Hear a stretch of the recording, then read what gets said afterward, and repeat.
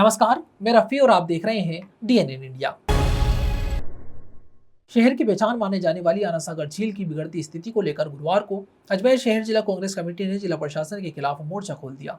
वैशाली नगर स्थित भगवान देवनारायण मंदिर के सामने आना सागर चौपाटी पर शहर जिला कांग्रेस कमेटी के अध्यक्ष डॉक्टर राजकुमार जयपाल के नेतृत्व में धरना प्रदर्शन आयोजित किया गया। धरने में कांग्रेस नेताओं एवं कार्यकर्ताओं ने आना सागर की बदहाल स्थिति, झील में फैल रही दुर्गंध और संभावित महामारी के खतरे को लेकर जिला प्रशासन का ध्यान आकर्षित करने की मांग की। शहर की पहचान माने जाने वाली ऐतिहासिक आना सागर झील की बिगड़ती स्थिति को लेकर गुरुवार को अजमेर शहर जिला कांग्रेस कमेटी ने जिला प्रशासन के खिलाफ मोर्चा खोल दिया। वैशाली नगर स्थित भगवान देवनारायण मंदिर के सामने आना सागर चौपाटी पर शहर जिला कांग्रेस कमेटी के अध्यक्ष डॉक्टर राजकुमार जयपाल के नेतृत्व में धरना प्रदर्शन आयोजित किया गया।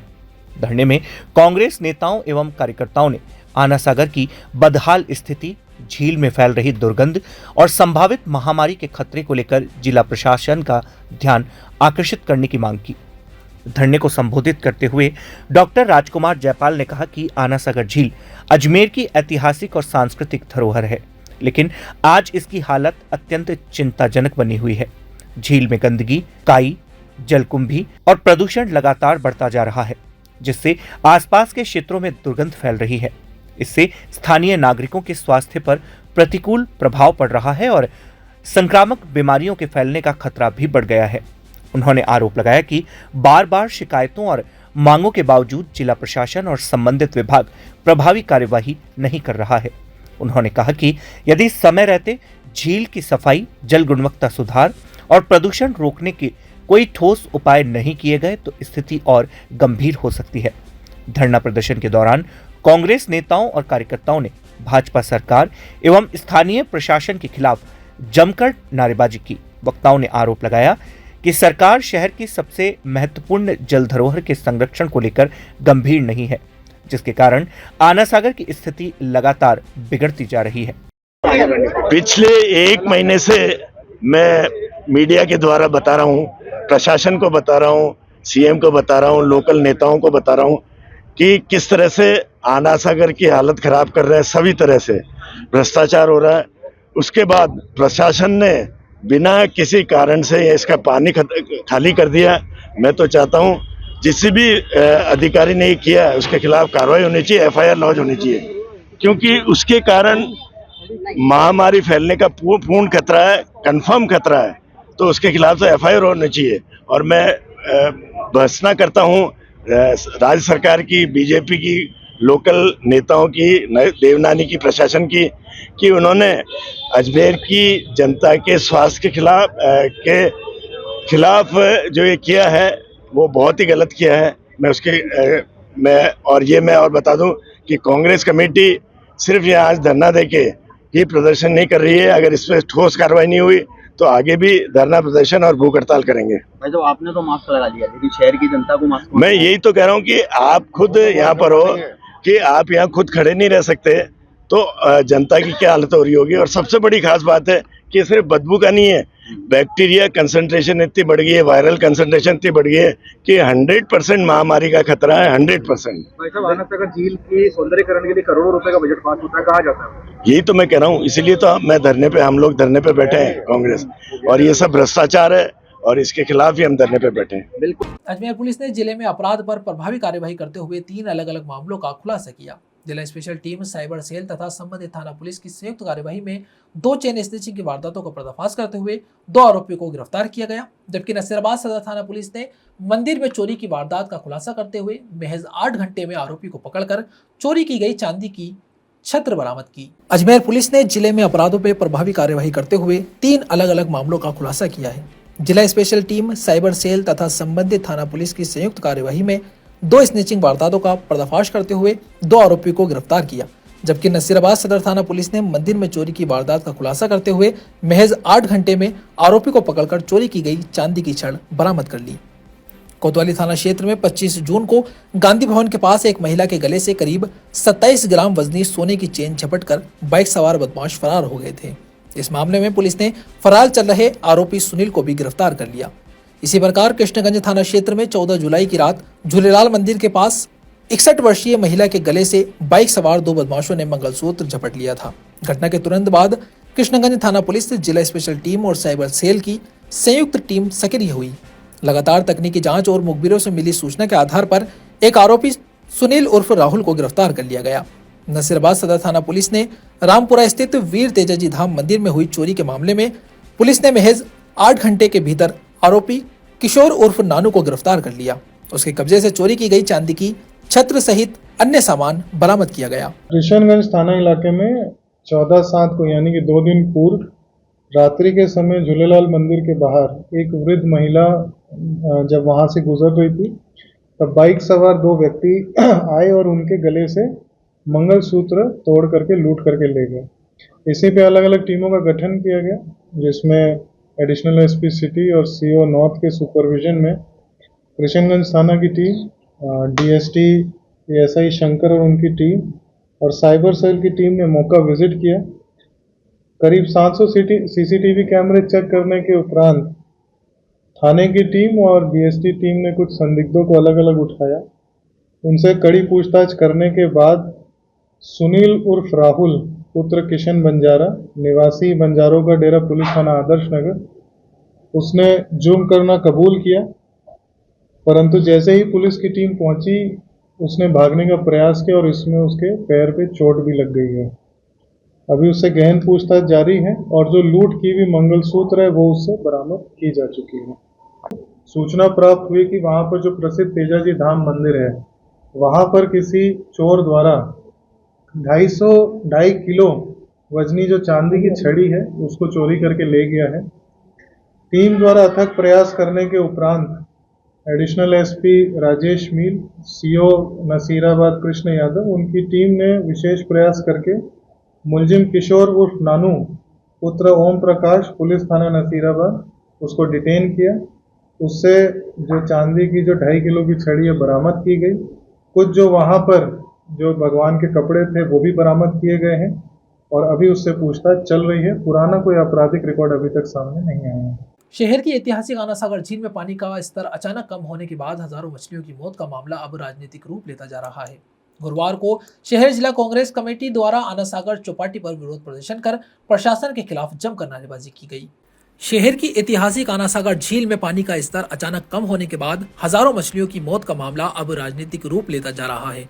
गुरुवार को शहर जिला कांग्रेस ने आना सागर चौपाटी पर विरोध प्रदर्शन कर प्रशासन के खिलाफ जमकर नारेबाजी की। इसके बाद कांग्रेस प्रतिनिधि मंडल ने जिला कलेक्टर के खिलाफ सिविल लाइन थाना पहुंचकर शिकायत भी दर्ज कराई।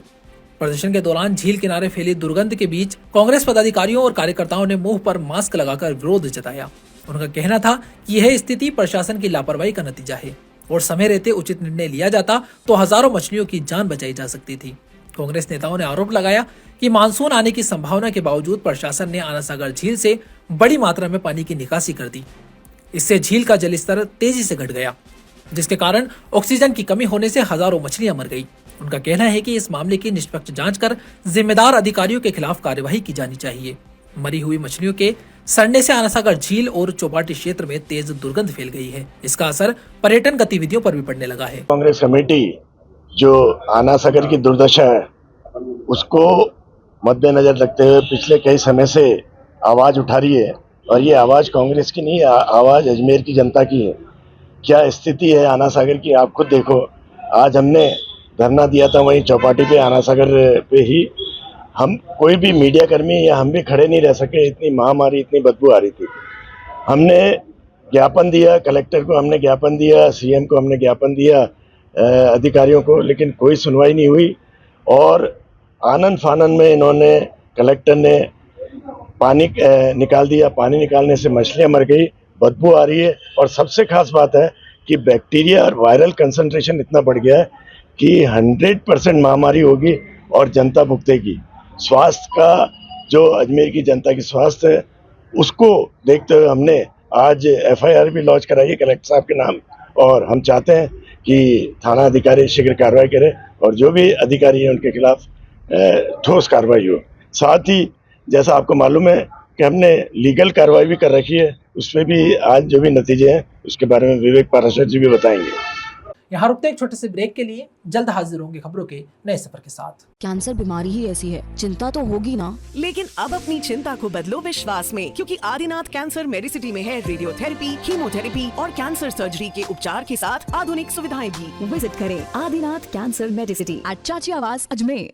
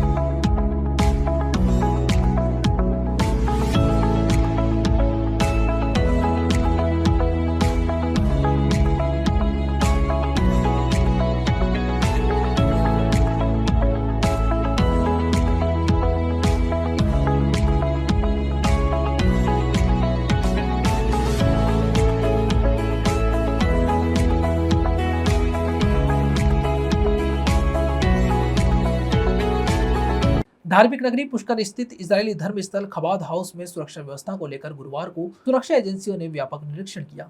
नियमित सुरक्षा जांच अभियान के तहत इमरजेंसी रिस्पांस टीम के 24 सदस्यीय दल ने सब इंस्पेक्टर ताराचंद सांखला के नेतृत्व में खबाद हाउस पहुंचकर सुरक्षा इंतजामों का बारीकी से जायजा लिया। धार्मिक नगरी पुष्कर स्थित इजरायली धर्मस्थल खबाद हाउस में सुरक्षा व्यवस्था को लेकर गुरुवार को सुरक्षा एजेंसियों ने व्यापक निरीक्षण किया। नियमित सुरक्षा जांच अभियान के तहत इमरजेंसी रिस्पांस टीम ईआरटी के 24 सदस्यीय दल ने सब इंस्पेक्टर ताराचंद सांखला के नेतृत्व में खबाद हाउस पहुंचकर सुरक्षा इंतजामों का बारीकी से जायजा लिया। निरीक्षण के दौरान परिसर की सुरक्षा व्यवस्था, प्रवेश एवं निकास मार्ग, आपातकालीन प्रक्रिया व्यवस्था सहित विभिन्न पहलुओं की समीक्षा की। निरीक्षण के दौरान ईआरटी में शामिल नए सदस्यों को खबाद हाउस की भौगोलिक स्थिति, भवन की संरचना, आसपास के क्षेत्र तथा संवेदनशील स्थानों की जानकारी दी गई। अधिकारियों ने उन्हें संभावित आपात परिस्थितियों में त्वरित कार्यवाही और समन्वय स्थापित करने के संबंध में आवश्यक दिशा निर्देश प्रदान किए। सुरक्षा अधिकारियों ने बताया कि किसी भी आपात स्थिति से प्रभावी ढंग से निपटने के लिए जल्द ही खबाद हाउस परिसर में मॉक ड्रिल डेमो आयोजित की जाएगी। इस अभ्यास के माध्यम से सुरक्षा बलों की तैयारियों, समन्वय क्षमता और प्रक्रिया समय का परीक्षण किया जाएगा, ताकि आवश्यकता पड़ने पर त्वरित एवं प्रभावी कार्यवाही सुनिश्चित की जा सके। सुरक्षा निरीक्षण के दौरान एंटी टेररिस्ट स्क्वाड और सीआईडी के अधिकारी भी मौजूद रहे। North western railway employees union Ajmer के तत्वावधान में लॉयंस क्लब प्रीमियम के सहयोग से गुरुवार को 22वें विशाल रक्तदान शिविर का आयोजन किया गया। North western railway employees union Ajmer के तत्वावधान में लॉयंस क्लब प्रीमियम के सहयोग से गुरुवार को 22वें विशाल रक्तदान शिविर का आयोजन किया गया। शिविर में रेलवे कर्मचारियों एवं उनके परिजनों ने उत्साहपूर्वक भाग लेते हुए स्वैच्छिक रक्तदान किया और जरूरतमंद मरीजों के लिए जीवनदायिनी पहल में सहभागिता निभाई। यूनियन के जोनल कार्यकारी अध्यक्ष मोहन चेलानी ने बताया कि रक्तदान शिविर का आयोजन एक साथ अजमेर, आबू रोड, उदयपुर और डूंगरपुर सहित विभिन्न स्थानों पर किया गया। अजमेर में railway officers club, Abu road स्थित यूनियन कार्यालय, उदयपुर के राणा प्रताप रेलवे चिकित्सालय तथा डूंगरपुर में आयोजित शिविरों में बड़ी संख्या में रेल कर्मचारियों एवं उनके परिवारजन पहुंचे और रक्तदान कर समाज के प्रति अपनी जिम्मेदारी का परिचय दिया। उन्होंने कहा कि रक्तदान महादान है और एक यूनिट रक्त किसी जरूरतमंद मरीज को नया जीवन दे सकता है। इसी उद्देश्य को लेकर यूनियन पिछले कई वर्षों से नियमित रूप से रक्तदान शिविर आयोजित करती आ रही है। इस वर्ष आयोजित 22वें रक्तदान शिविर में कर्मचारियों का उत्साह देखते ही बन रहा था। कई युवा कर्मचारियों ने पहली बार रक्तदान किया, जबकि नियमित रक्तदाताओं ने भी पूरे उत्साह के साथ अपनी भागीदारी निभाई। शिविर के दौरान चिकित्सकीय टीम द्वारा रक्तदाताओं का स्वास्थ्य परीक्षण किया गया तथा सभी आवश्यक मानकों की जांच के बाद सुरक्षित तरीके से रक्त संग्रहण किया गया। रक्तदाताओं को प्रमाण पत्र एवं स्मृति चिन्ह देकर सम्मानित भी किया गया। North western railway employees union के तत्वावधान में आज 22वां रक्तदान शिविर का आयोजन railway officers club Kacheri road Ajmer पर आयोजित किया गया है। इसमें अजमेर मंडल और कारखाना के रेल कर्मचारी और उनके परिवारजन सुबह 9 बजे से लगातार बहुत उत्साह के साथ लाइन लगा करके ब्लड डोनेशन कर रहे हैं। हमने गत वर्ष 1068 यूनिट का रिकॉर्ड बनाने का काम किया था और इस वर्ष जिस तरह का उत्साह नज़र आ रहा है, गत वर्ष के लक्ष्य को हम पार करने वाले हैं। आज के इस रक्तदान शिविर में JLN हॉस्पिटल का ब्लड बैंक, जनाना hospital, railway hospital, Mittal hospital, Chittor hospital के त्रिवेणी ब्लड बैंक और जयपुर के 2 ब्लड बैंक यहाँ पर रक्त एकत्रित करने के लिए आए हैं और उनकी पूरी टीम के साथ हमें लॉयंस क्लब और सदगुरु स्कूल का भी सहयोग मिलने का काम हुआ है। आज अजमेर के साथ ही हमने उदयपुर और आबू रोड डूंगरपुर में भी ब्लड डोनेशन कैंप का आयोजन किया है और जिस तरह से उत्साह नज़र आ रहा है, हमें विश्वास है कि हम 1068 के लक्ष्य को पार करने का काम करेंगे और north western railway employees union का जो सामाजिक सरोकार है, जो हमारा लक्ष्य है कि ब्लड की कमी किसी पेशेंट के लिए नहीं रहे, वो हम पूरा करने के लक्ष्य को लेकर के यहाँ रुकते एक छोटे से ब्रेक के लिए, जल्द हाजिर होंगे खबरों के नए सफर के साथ। कैंसर बीमारी ही ऐसी है, चिंता तो होगी ना। लेकिन अब अपनी चिंता को बदलो विश्वास में, क्योंकि आदिनाथ कैंसर मेडिसिटी में है रेडियोथेरेपी, कीमोथेरेपी और कैंसर सर्जरी के उपचार के साथ आधुनिक सुविधाएं भी। विजिट करें आदिनाथ कैंसर मेडिसिटी एट चाची आवास अजमेर।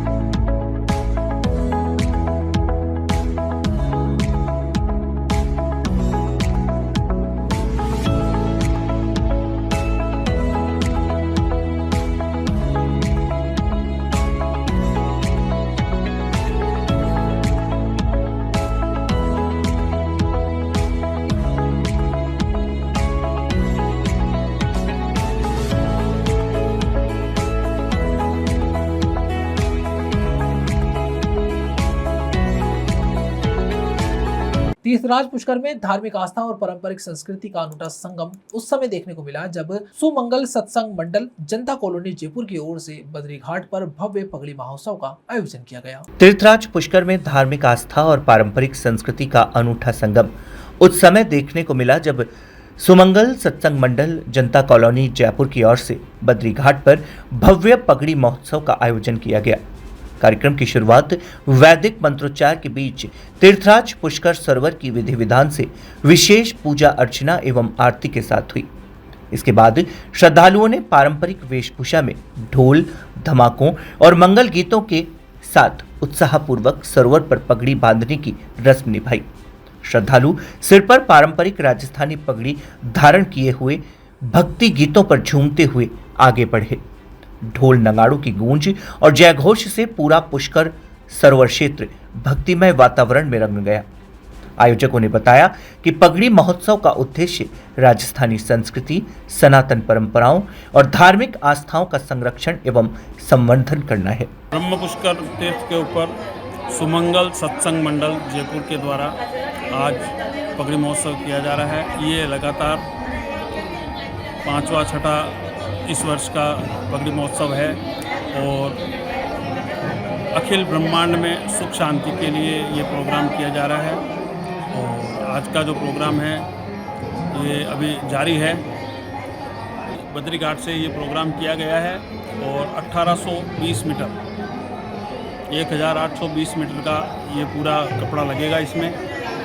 और बाकी प्रभु गोविंदगढ़ सेक्टर परियोजना पुष्कर के अंतर्गत कार्यरत आंगनबाड़ी कार्यकर्ताओं एवं सहायिकाओं ने अपनी विभिन्न मांगों को लेकर कार्य बहिष्कार करते हुए उपखंड अधिकारी को ज्ञापन सौंपा। इस दौरान बड़ी संख्या में कार्यकर्ताओं एवं सहायिकाएं एकत्रित हुई और अपनी समस्याओं से प्रशासन को अवगत कराया। गोविंदगढ़ सेक्टर परियोजना पुष्कर के अंतर्गत कार्यरत आंगनवाड़ी कार्यकर्ता एवं सहायिकाओं ने अपनी विभिन्न मांगों को लेकर कार्य बहिष्कार करते हुए उपखंड अधिकारी को ज्ञापन सौंपा। इस दौरान बड़ी संख्या में कार्यकर्ता एवं सहायिकाएं एकत्रित हुई और अपनी समस्याओं से प्रशासन को अवगत कराया। ज्ञापन में कार्यकर्ताओं ने बताया कि उन्हें लंबे समय से कई समस्याओं का सामना करना पड़ रहा है। सबसे बड़ी समस्या समय पर मानदेय का भुगतान नहीं होना है, जिसके कारण उनके परिवार का आर्थिक संतुलन प्रभावित हो रहा है। उन्होंने मांग की है कि उनका मानदेय प्रत्येक माह समय पर जारी किया जाए। कार्यकर्ताओं ने स्पष्ट रूप से कहा कि जब तक उनकी मांगों का समाधान नहीं किया जाता तब तक वे पोषण ट्रैकर ऐप पर ऑनलाइन कार्य नहीं करेंगी। उनका कहना है कि ऑनलाइन कार्य के लिए पर्याप्त संसाधन और सुविधाएं उपलब्ध नहीं कराई गई है, जबकि लगातार तकनीकी और प्रशासनिक दबाव बनाया जाता है। ज्ञापन में कार्यकर्ताओं ने यह भी कहा कि वह महिला एवं बाल विकास विभाग के निर्धारित कार्यों के अलावा अन्य विभागों के कार्य नहीं करेगी। उनका कहना है कि उन्हें बार बार विभिन्न विभागों के अतिरिक्त कार्य सौंप दिए जाते हैं, जिससे मूल जिम्मेदारी का निर्वहन प्रभावित होता है। कार्यकर्ताओं एवं सहायिकाओं ने प्रशासन से जल्द उनकी मांगों का समाधान करने की मांग रखी। पुष्कर परियोजना से हैं। पुष्कर परियोजना में गोविंदगढ़ सेक्टर है हमारा, और हमारी बहनें सब जो अभी बैठी है हड़ताल पे, हम उनके साथ जानने के लिए आज ज्ञापन देने आए हैं। क्या मांग है आपकी पूरी और किसको लेकर ज्ञापन दिया आपने आज? हमारी मांगे ये है कि हमारा जो मानदेय मिलता है, पहले हमें 1 किस्तों में मिलता था, अब 2 किस्तों में मिलता है, और किसी कारणवश अब वो 2 किस्तों में भी टाइम पे नहीं आता है। और बहुत सी महिलाओं के जैसे मकान का किराया होता है, आंगनबाड़ी का, वो भी टाइम पे नहीं आता है।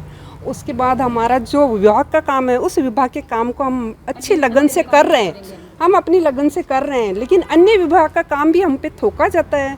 वो काम हम करते हैं, उसमें टाइम लगता है, और आजकल ऑनलाइन हो गया। कई बहनों का ऐसा है कि नेटवर्क नहीं आता है तो काम रुक जाता है, बहुत पीछे चला जाता है। अब हम वो काम नहीं करना चाहते। ऑनलाइन ना हो के हमारा ऑफलाइन काम जैसे चल रहा था वैसे चले तो बहुत अच्छी बात है, और अन्य विभाग से जो काम लिया जा रहा है उनका हमें कुछ ना कुछ मानदेय दिया जाए। और रिटायरमेंट होने पे जो महिलाएं होती है रिटायर, उनको कुछ भी नहीं दिया जाता है। उन महिलाओं के लिए भी पहले बोला था कि 3 लाख रुपए दिया जाएगा, लेकिन जो हमारी बहनें अभी रिटायर हुई है, कुछ समय पहले रिटायर हुई है, उनको भी अभी तक कुछ भी नहीं दिया गया। इसलिए हमारा निवेदन है सभी से कि हमारा शोषण ना किया जाए। हम महिला हैं, इसका ये मतलब नहीं कि हम चुप्पी में रहेंगे। जब महिलाएं अपनी चुप्पी तोड़ती है तो सबको पता है वो देवी रूप करती है। हम नहीं चाहते, हम यही चाहते हैं सभी बहनों के साथ रहें, और हमारा जो पूरे राजस्थान में यूनियन काम कर रहा है, हम भी उनके साथ जाना चाहते हैं। हमारा किसी से नाराज़गी नहीं है, हमारी ऑफिस से कोई नाराज़गी नहीं है, हमारे अधिकारी अच्छे हैं। बस हमारी एक बात समझ ले, हमको समझ ले, हमारी मांगे पूरी कर दे। आज हमने अपने महिला बाल विकास विभाग में एक ज्ञापन दिया है, एक एसडीएम सर को ज्ञापन दिया है। सर हमारी मांग यही है कि हमें सम्मानजनक मानदेय मिलना चाहिए, और अगर हमारी मांग यहाँ नहीं पूरी है तो हम दिल्ली जयपुर तक भी कूच कर सकते हैं। क्या मांग है पूरी, मतलब क्या मांग है आपकी? हमारे को सम्मानजनक मानदेय चाहिए, और कहने को परमानेंट करा जाए हमारे को। आपकी मांग नहीं मांगे तो क्या करोगे आगे? हम आगे जाएंगे जयपुर। कल अजमेर कलेक्टर बैठेंगे, और वहाँ हम सभी बहनों के साथ में सबका साथ सबका सहयोग करेंगे। हड़ताल पड़ताल का कुछ नहीं है। खबरों के सफर में अभी सिर्फ इतना ही। फिर हाजिर होंगे खबरों के नए सफर के साथ। तब तक के लिए दीजिए इजाजत। नमस्कार।